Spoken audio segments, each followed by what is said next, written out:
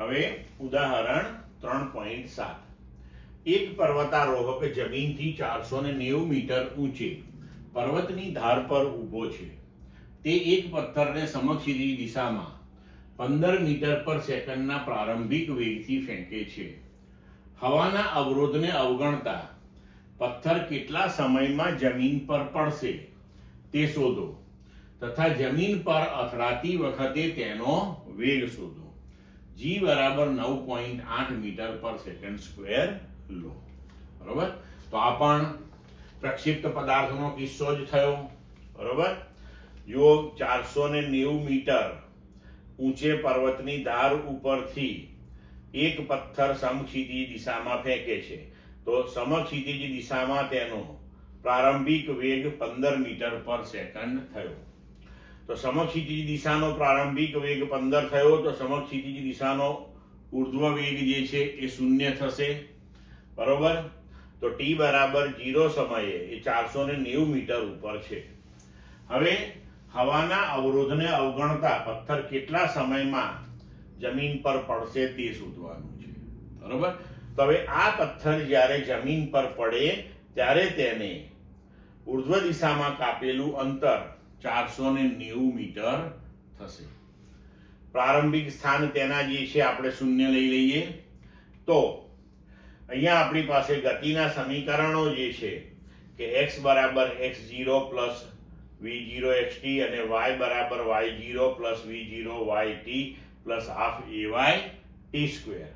તો આ જે સમીકરણો છે તેની અંદર આપણે જે પ્રારંભિક સ્થાનના મૂલ્યો છે તે 0, y દિશામાંનો પ્રારંભિક વેગ 0 અને પ્રવેગ જે છે એ ઉર્ધ્વ પ્રવેગ એટલે કે ay બરાબર -g અને એના બરાબર -9.8 અને v0x બરાબર 15 મીટર પર સેકન્ડ. આ બધા મૂલ્યો જે આપેલા છે તેનો હવે ઉપયોગ કરીએ. પથ્થર જ્યારે જમીન પર પડે ત્યારે મેં તમને કહ્યું કે 490 મીટર અધો દિશામાં ગતિ કરી હશે અને 490 મીટર અંતર કાપ્યું હશે. તો હવે y બરાબર આપણે 490 મીટર અધો દિશામાં છે એટલે -490 મીટર લીધું. પ્રારંભિક વેગ y દિશામાંનો 0 minus half 9.8 into t square. હવે અહીંયા આપણે t નું મૂલ્ય શોધીએ તો એ થશે 10 સેકન્ડ. બરોબર છે, તો એ 10 સેકન્ડની અંદર જમીન પર પડશે. હવે જમીન પર અથડાતી વખતે તેનો વેગ કેટલો? બરોબર, તો વેગના ઘટક x દિશામાંનો વેગનો ઘટક તો તેનો અચળ રહેવાનો છે.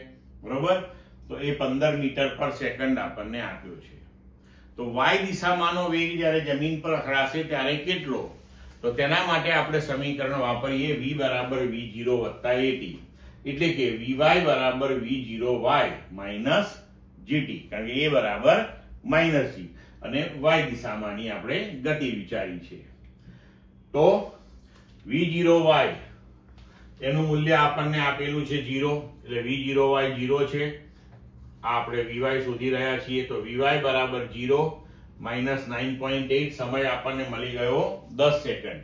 તો સમયનું મૂલ્ય મૂક્યું તો vy પણ મળી ગયો. હવે આપણે વેગનું મૂલ્ય લેવાનું છે, તો વેગનું મૂલ્ય v બરાબર √vx square plus vy square. તો 15 નો વર્ગ પ્લસ માઇનસ 98 નો વર્ગ, એના બદલે ડાયરેક્ટ 98 નો વર્ગ લખી લો તો પણ ચાલશે.